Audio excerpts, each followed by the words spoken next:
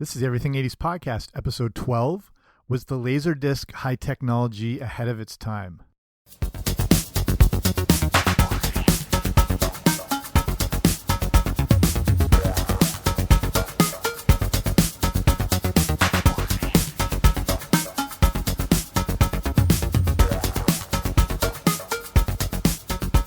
Hey guys, what's happening? Welcome back to the Everything 80s Podcast, brought to you by everything80spodcast.com. I'm Jamie.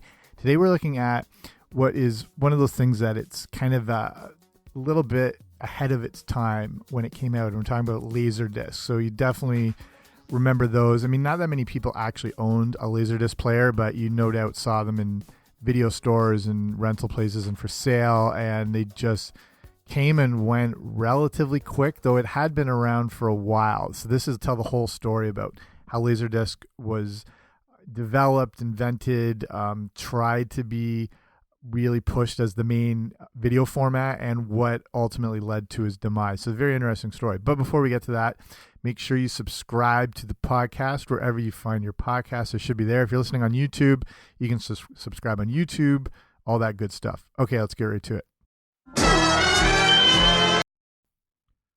So as I was mentioning, the concept of LaserDisc actually goes back quite a ways, and actually back to the 50s, believe it or not, and then was introduced, you might associate it with the 80s, but it was actually introduced in the late 70s, and then, trying to be pushed as being superior to the VCR, even though, it actually was.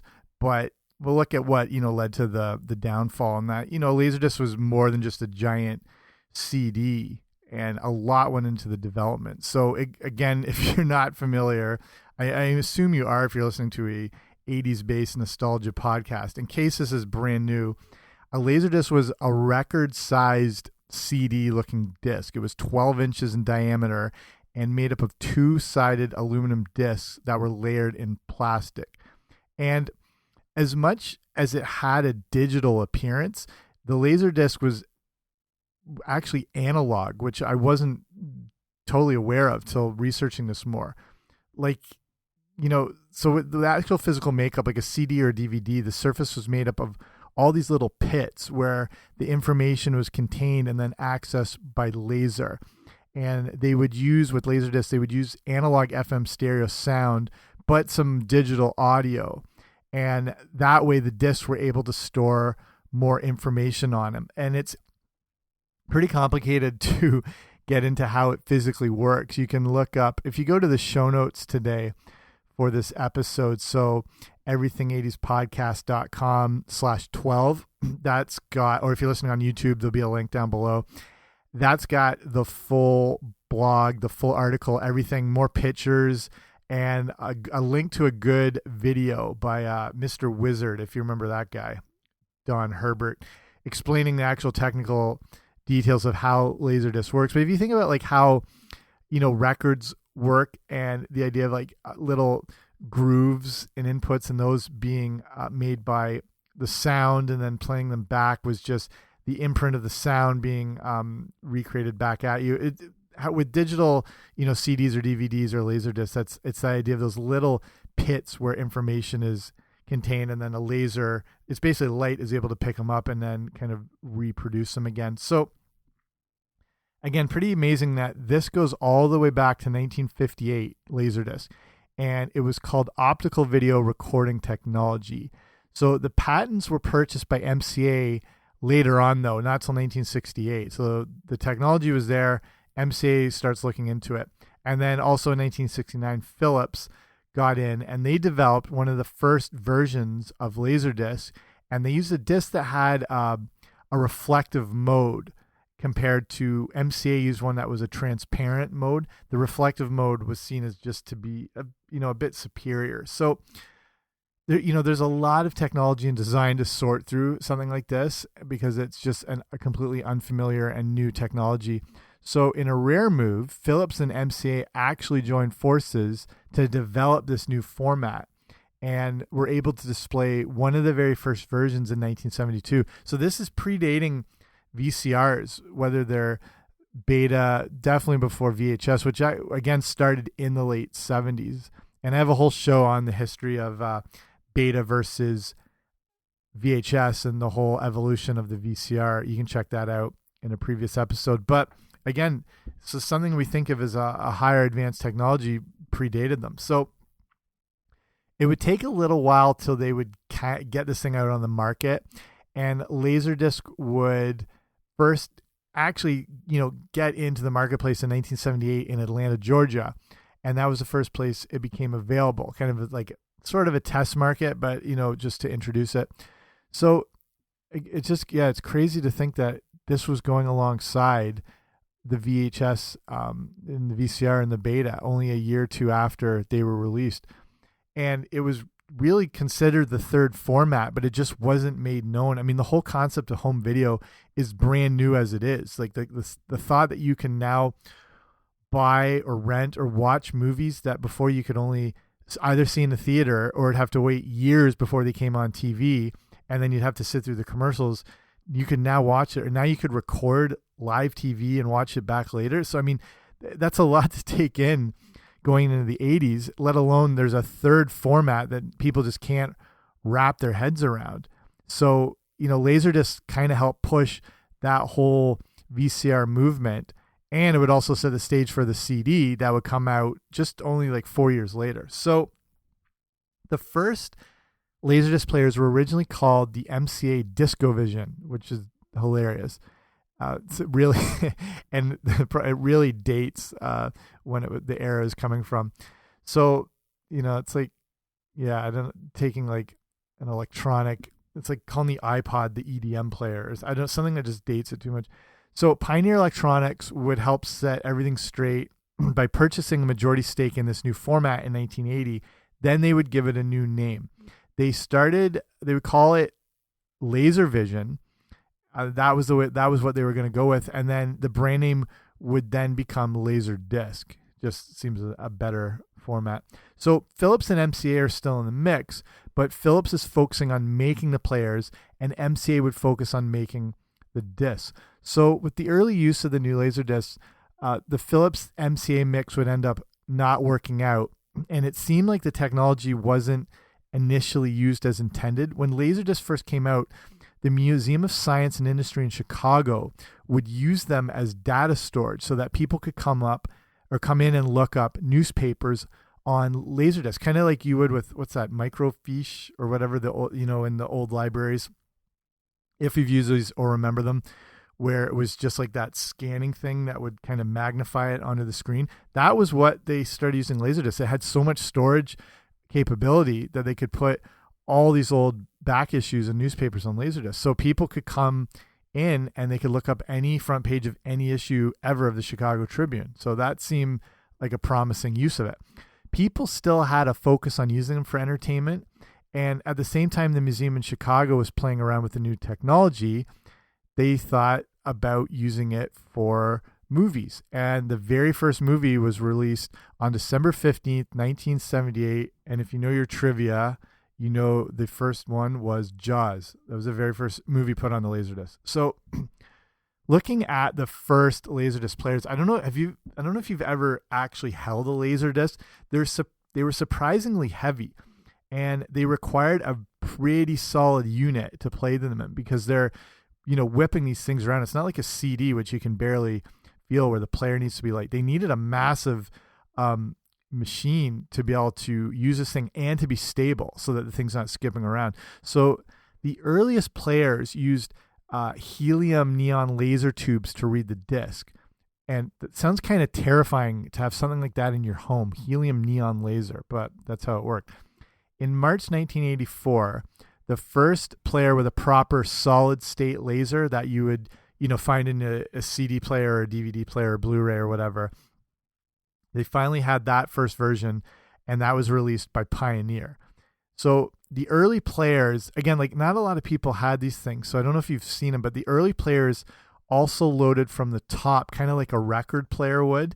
But then this new Philips player that they developed in '84 and that Pioneer would put out would load in the front way the same way you would with a DVD or a CD player. Interestingly, LaserDisc players made from the mid-'80s and on could actually play CDs, even though they came out before CDs, but because it used that laser-based technology. The problem is these early players led to poor picture quality, and it turns out the helium and neon laser worked better for the playback. So if you're wondering, why LaserDisc and why this would be a choice, or, basically looking at the pros and cons of it, because if you haven't used one or it wasn't part of your life like the VCR was, you may wonder what goes behind this whole thing. And so here are some of the pros that came from it. So you get a great degree of control over the playback process. It actually had better controls in that way than a DVD player would. It was a little more precise and a little more crisp. So with LaserDisc, you could jump to any frame in a movie just by entering the frame number in the remote. So again, I don't know if you've used these, but the remotes had a number pad on it too. So you could always go to specific moments, no matter what it was. You wouldn't have to like skip ahead or forward ahead or try and pause or slow pause your way through. You could jump. It had such precise controlling. You could kind of like stop on a dime type idea. The thing is, like say with a LaserDisc, a damaged spot on the disc can be played over or just skipped by. If you have a DVD or a Blu-ray, you can be pretty screwed if there's some sort of damage, a little one. You can't play past the damage. Sometimes it'll skip, or but then it'll screw up the rest of the play, or it won't even go past that point. With a LaserDisc, if there's any imperfections on it, you could go past that, half of a second and still be okay for the rest of the movie. Another pro, it was thought by, audio experts that the sound on LaserDisc is superior to even on DVD, which would come out much later. It was thought that LaserDisc had a smoother, more film-like sound to it. It transferred over and it captured the movie experience better as far as the sound, the score of the movie, the voice tracks, the background, everything just seemed to be a little more film-like to it. And here's something interesting. We were talking about this the other day. LaserDisc couldn't block out navigation controls. And to me, this is kind of big, because if you think on DVD or Blu-ray, this navigation controls, this is how DVDs and Blu-rays can block the ability to control being able to automatically jump to the movie. And it's why you have to sit through a ton of crappy previews or kind of commercials or promotional stuff for other movies or stuff by the studio. And you're sometimes stuck. It's got like 6 or 8 and you can't even get past them. Or it'll give you the option to go to the home screen, which is always not that easy to find. It's not very clearly indicated depending on the disc. And then from there, there's even kind of a delayed process to getting to the actual movie. So with LaserDisc, they couldn't block that navigation out. So you could immediately just start a movie, which is, to me, it's one of the, I love Blu-ray. From going from DVD to Blu-ray, I'm big on Blu-ray and always was. And even 4K, I don't know if I'll upgrade to that, because a lot of the studio movies aren't even their 4K versions aren't always in that quality, because they don't necessarily film them in that quality, but they'll upgrade it to that. Some will, but with a lot of times Blu-rays can be as good as the 4K release. Not all the time, but it was surprising because I never thought that there would be another physical format of movies after Blu-ray, but 4K is, or Ultra HD or whatever you want to call it. And I have to imagine that will be the absolute last format, because we obviously stream everything, and with data getting better and with 5G internet not too far around the corner, and again, you have no limits on how much you can stream. And now with say Netflix or Hulu, YouTube, they have 4K on it, so you can stream it if you have the bandwidth and a good signal, and all that stuff's right there. So I mean, there's kind of no reason for another physical format, but again, they said that sort of with Blu-ray, and I still think it's superior to any streaming, because it's all that data information is right on the disc. Nothing has to buffer or whatever or go through. So it's just interesting that we still have these physical formats. And just getting back to that point, that to me, it's still the drawback. As much as I love Blu-ray, it's like 5 minutes before you want to start a movie. Whereas with anything like Netflix or Amazon Prime or whatever, it's boom, you just start it.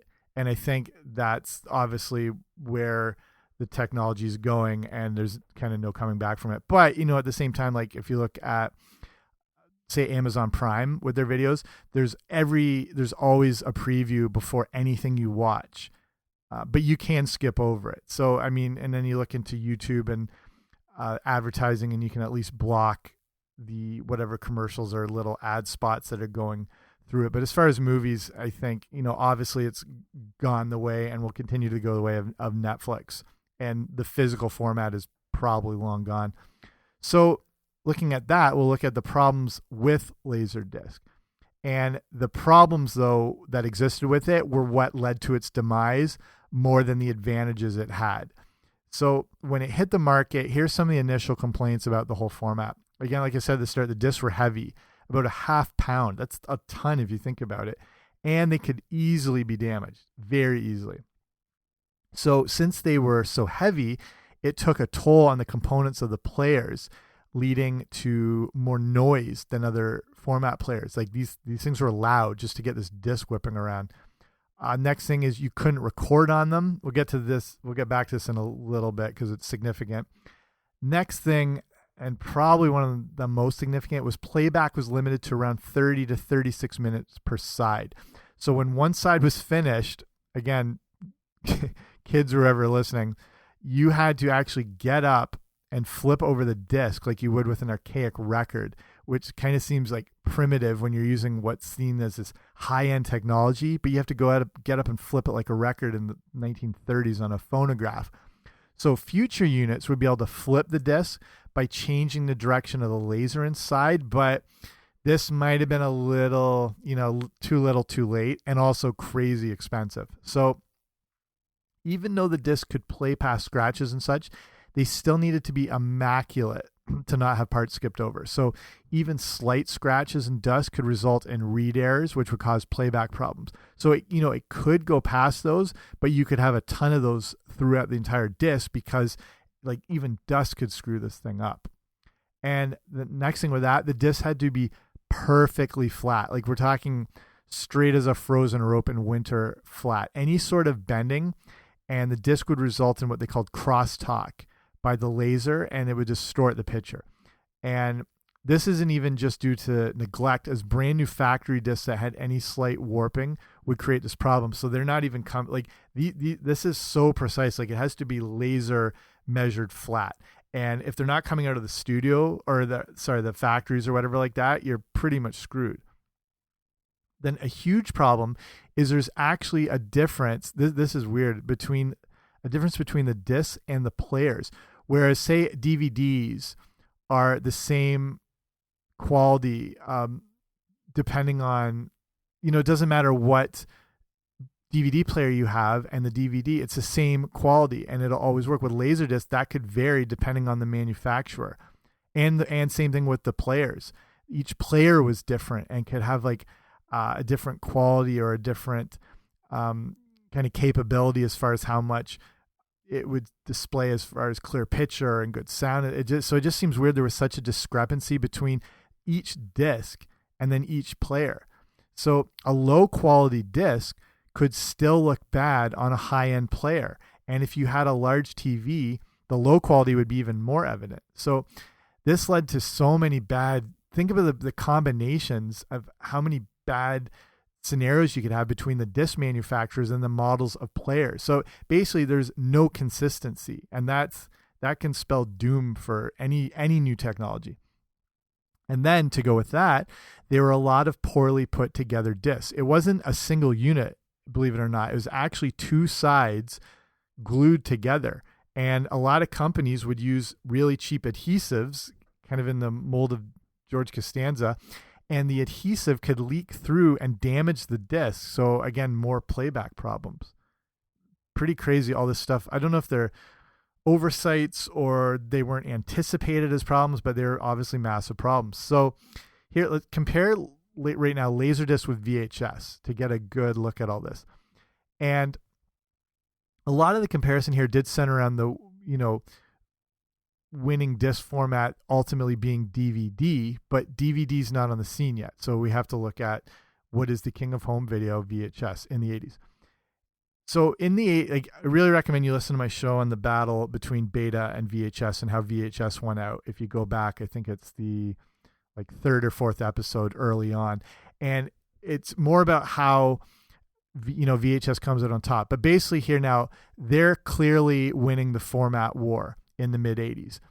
And the thing is, how is VHS going to stack up against this new shiny counterpoint called LaserDisc? So right off the bat, when we're comparing the two, is the obvious picture quality. And it's a substantial quality. When you look at, you know, what they call horizontal resolution, LaserDisc provides around 425 lines, and that's just a way to measure the picture quality. Well, VHS only had 240. So you can see a massive difference right there. A huge advantage was that LaserDisc had more room to store audio, and they could contain on one LaserDisc multiple audio tracks, and this would allow for something called a director's commentary, which we take for granted today, but was a big deal when it came out. So now they can put out special editions. I'm using air quotes here that you can't see. And these special editions could have extra tracks. And the first one to do that was the 1984 Criterion Collection of Citizen Kane. And this first of its kind disc contained interviews on it, commentary tracks. It had documentaries. It had even still photographs that you could go through. So this all actually sets the standard for future special edition releases, which are pretty much, you know, standard on any release now. Obviously, you know, they're always going to have their special bonus features, but they were really the first to do this. LaserDisc was also surprisingly initially cheaper to produce than VHS cassettes because they didn't have all the moving parts that a VHS cassette did. One tape, VHS tape, has 14 parts, including the tape. And a LaserDisc has one part with different layers, 5 or 6 layers in it. LaserDisc also had a longer, as we're comparing the two, had a longer lifespan than VHS because the discs were read optically and not mechanically how a VHS had to be. There, you know, the actual physical moving parts had to pull the tape out and everything like that. The mechanical reading, you know, with VHS leads to more wear and tear, and then the dreaded moment where you would eject a tape and the tape is still deep in the VCR. People in the 80s and early 90s know this. Kids today, you do not understand the terror that happened when you felt that going into the VCR. So by the end of the 80s, things were getting more expensive, and pressing discs was costing $5 per two-sided disc because of the rising cost of plastic and the mechanisms that would do the stamping. Same reason why, this is a whole side tangent, why we have things like Transformers and when G.I. Joe started, because they were bigger figures and then there was plastic shortages, they had to now shrink it down. That led to the modern action figure and the Star Wars line and all that stuff. We'll save that for another day. So now these are getting more expensive. At the same time, producing a VHS tape is getting cheaper. And, you know, even not just to make them, but to like copy and produce them. If you're putting out movies and whatever, it's only basically $1 per tape. So looking at this at the time, you know, there's more promise with LaserDisc. It's the better format. You know, it would start to change again with cost, but I mentioned all these pros and cons and comparing LaserDisc to VHS. So you wonder why LaserDisc didn't take over the format war and beat out VHS the way VHS beat out Beta. So what happens? So like anything, you can't pinpoint it to one thing, but a lot of factors. I think again, as it usually is with commercial goods, it comes down to price. LaserDiscs were not cheap, and neither like the discs themselves and the players. The first players cost upwards of $1,000. And they caught on, and they ended up being in nearly 1 million homes by the end of the decade. If you're converting that for today, you're looking at more upwards of $3,500. Again, like the first VCRs that came out were like closer to $5,000. any new technology is always going to be expensive. But looking at the downfall, I mean, LaserDisc was embraced more by movie buffs, and as you know, they tend to do with more advanced formats, again, like Blu-ray and the 4K. It's the real hardcore movie people that really want it. The average person doesn't necessarily give a crap about picture or sound. Like, they're happy it looks good, but they're not analyzing everything, and they're not, I mean, I spend a lot of time on Blu-ray.com. Shout out to them. I just find them as the best reviewers of movies as far as from a critical standpoint, whether it's, you know, new theater releases or the releases of a new Blu-ray, but they also break down, you know, ratings and reviews based on the sound and the picture and the special features, along with the actual movie itself. And it, like, there's so much in-depth stuff you can get into as far as, you know, backlighting on movies and picture things, like they call picture crushing or ghosting or grain content. There's so many little specific things that everyone, and you know, who's passionate about it loves it. The average person maybe doesn't care that much. And again, then it doesn't make sense to spend the cost of a, you know, what you could buy a used car for the price on a player when you can get a VHS VCR for next to nothing at the time. That does the trick. Another huge thing, like I mentioned before, is you could not record on them. They were for occasional use, a LaserDisc player where the VHS had a place in everyday life, and it was used all day by the whole family to tape various shows, to watch different movies, to rent movies. It was more, yeah, it was more encompassed with a family or a person's day-to-day life. And then also you could fit 6 hours on a tape for a few dollars, and that just wasn't an option with a LaserDisc. Another factor, and you think I'm joking here, is that LaserDisc wasn't for lazy people. And this is a real marketing research thing. If you think of when you're comfortable on the couch and you have to think about getting up, without being overly dramatic, it's one of the worst things in the world. Like, if you're on the couch and you drop the remote and you can't reach it, it may as well be on the moon. That's how we can admit it, how lazy we all are. And every LaserDisc had to be flipped over. And for longer movies, you could need 2 to 3 discs. And for a lot of people, that was actually a hard pass. And that's one of the things that the feedback would say. They didn't like the idea of having to get up and change the thing. If you're spending $1,000 on something, it better switch the disc itself. So a lot of things you might not have taken into consideration. So I'll start wrapping it up here, and just looking back on, you know, the history and the progress of this whole thing, is the best way to sum it up is LaserDisc was cool, but it just clearly wasn't meant to be. It was kind of like the Concorde for planes. It was maybe ahead of its time, and it could have benefited from being released later. I think the problem was that if that was even an option to release it later and hold off, DVD would come cruising through and crush it as the dominant format again. So, you know, it's fun to look back on LaserDisc as, you know, part of a novelty. There's some ingenuity to it as well. And again, like I said, I don't know anyone that owned one. I don't know if you did or if you owned one yourself. Like, I'm doubting probably not. I think everyone really wanted to have one. It was kind of the definition of the latest and greatest, but it ultimately, you know, it ended up being kicked to the curb alongside its old friend Betamax. May they rest in peace. Okay, that's it for me. Thanks for listening. Again, if you haven't, make sure you subscribe to the podcast. Wherever you find your podcast, if you listen on YouTube, you can subscribe below. If you really like it, give it a rating and review. That way more people get to see it. And that's it from me. See you next time. Bye.